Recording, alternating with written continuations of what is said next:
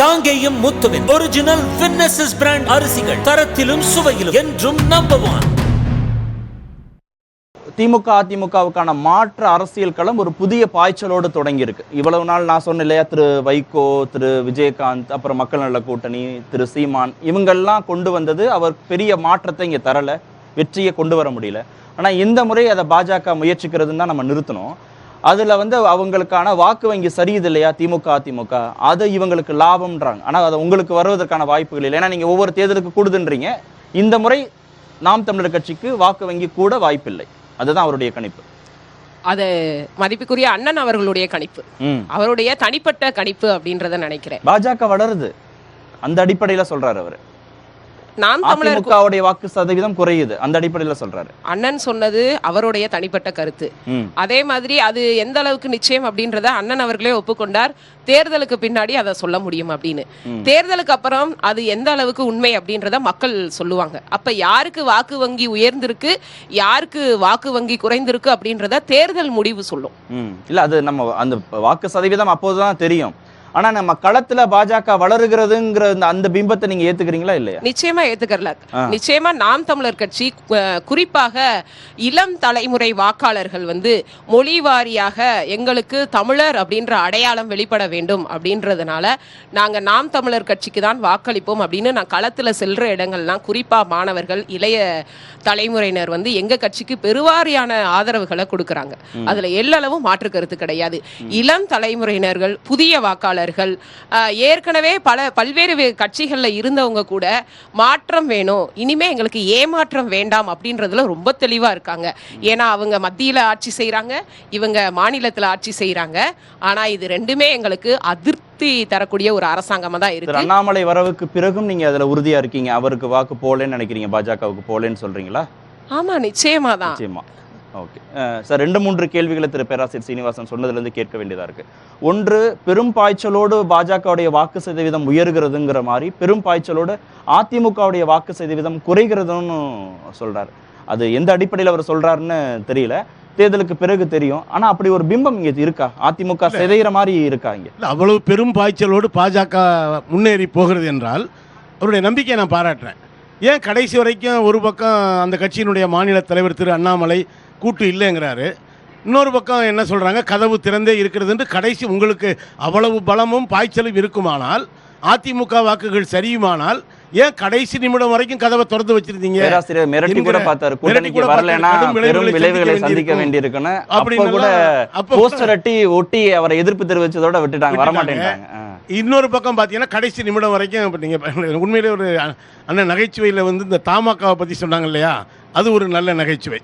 அது என்னென்னா, இவங்க சின்ன ஒதுக்குறதுல இவங்க கூட்டணி வேறு கூட்டணிங்க.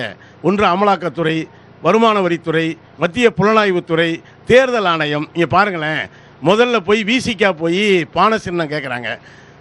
மதிமுக பம்பரம் கேட்டுச்சு, 2 தொகுதியில் நின்னா தரம்னாங்க. விசிகா 2 தொகுதியில் நிற்கிது, கேட்டால் பானையை தரமாட்டேங்கிறாங்க, பம்பரம் தரமாட்டேங்கிறாங்க. இவங்களுக்கு கூட அந்த விவசாயி சின்னம் கிடைக்கல. அதனால தான் இப்போ மைக்கை கொடுத்துட்டாங்க. ஒரு இவர் கேட்டு கொடுத்தாங்களா அவங்களா கொடுத்தாங்களான்னு தெரியல. அது ஒரு பக்கம் இருக்கட்டும், இது ஒரு பக்கம் இருக்கட்டும். ஆனால் அவங்க சில பெயர்களை சொன்னாங்க, நான் திரும்ப சொல்ல விரும்பலை. ஆனால் இது ஒரு ஜாதியை, மதத்தை மையப்படுத்தி தான் இந்த கூட்டணி என்பது அமைக்கப்பட்டிருக்கு. ஆனால் ஏராளமான முரண்பாடுகள் இருக்குது. ஜாதிவாரி கணக்கெடுப்பு நடத்த வேண்டும் என்று நேற்று முன்தினம் வரை சொல்லி கொண்டிருந்த பாமக, ஆனால் இதே திரு அண்ணாமலை அவர்கள் கோவையில் என்ன சொல்கிறாங்க, நான் ஒன்றும் கோட்டாவில் ஐபிஎஸ் ஆகலை, நான் கோட்டாவில் படித்ததுக்காக பெருமைப்படுறேன், கோட்டாங்கிறதுக்காக அது ஒன்றும் சிறுமை கிடையாது. ஆனால் பாஜக அநேகமாக இடஒதுக்கீட்டையே ஏற்காத ஒரு கட்சி தான். அது எப்படி ஜாதிவாரி கணக்கெடுப்பு கேட்கிற ஒரு கட்சி ஒரே நேரத்தில் 2 பேர்ட்டையும் அதிமுகவிட்டையும் நம்பிக்கை இருக்கிறதுனால தானே சாதிவாரி கணக்கெடுப்பை வலியுறுத்தும் பாமக போய் சேர்ந்துருக்கு. பாஜக மேல நம்பிக்கை இல்லைன்னா பிரதான கோரிக்கையா வைக்கக்கூடிய பாமக போய் எப்படி கூட்டணியில் சேருவாங்க? இல்லை, ஜாதிவாரி கணக்கெடுப்பை பாஜக ஒத்துக்குதாங்கிறது அண்ணன் சொல்லட்டும். பாமகவினுடைய முக்கியமான கோரிக்கை. பாஜக அது இன்னைக்கு வரைக்கும் எனக்கு தெரிஞ்சு ஏற்கலை.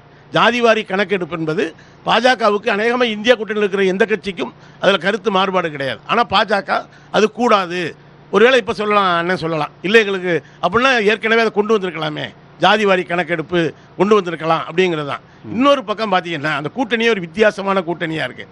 முதல் நாள் ஒரு கட்சியினுடைய தலைவர் கூட்டணி பேச போகிறார், அடுத்த நாளே கட்சியை அந்த கட்சியை கலைச்சிட்டு கூட்டணி அந்த கட்சியிலேயே போய் சேர்ந்துடுறார். அவங்கெல்லாம் இப்போ வேட்பாளர் ஆகிட்டாங்க.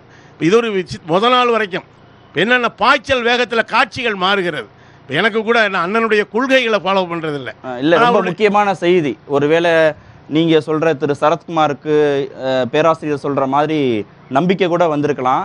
50% அதிமுக திமுகவுடைய வாக்கு வங்கி இந்த தேர்தலோடு சுருங்க போகுதுன்னு அவர் சொல்கிறாருல்ல.